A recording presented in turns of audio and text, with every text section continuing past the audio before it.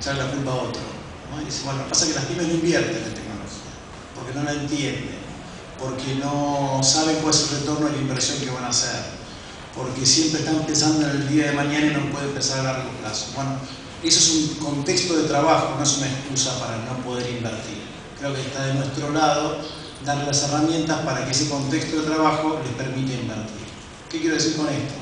Si nosotros vendemos tecnología y no entendemos que para una pyme incorporar tecnología es un desafío y no adaptamos nuestras ofertas, nuestros productos a esa complejidad que tiene para una pyme incorporar tecnología, somos parte del problema en vez de parte de la solución. ¿Qué quiero decir con esto? Cuando uno se pone a ver, cuando le hablamos a las pymes, les hablamos igual que una gran corporación muchas veces. Y uno termina de entender que la realidad de las pymes es otra.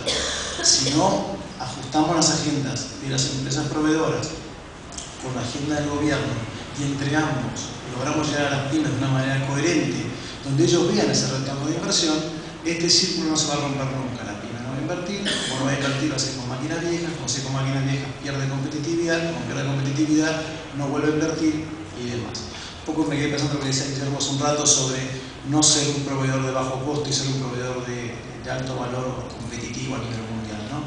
Si ustedes se fijan, los últimos 5 años o 4 años, depende de la industria, han sido años muy buenos, hemos crecido todos o prácticamente todos, y en gran medida uno de los factores más relevantes de eso fue el tipo de cambio. El tipo de cambio es algo circunstancial, no es algo permanente ni a largo plazo. Pensando en la agenda del bicentenario, lo que tenemos que hacer es trabajar con las pymes para ver de qué forma ellos pueden ser competitivos independientemente del tipo de cambio.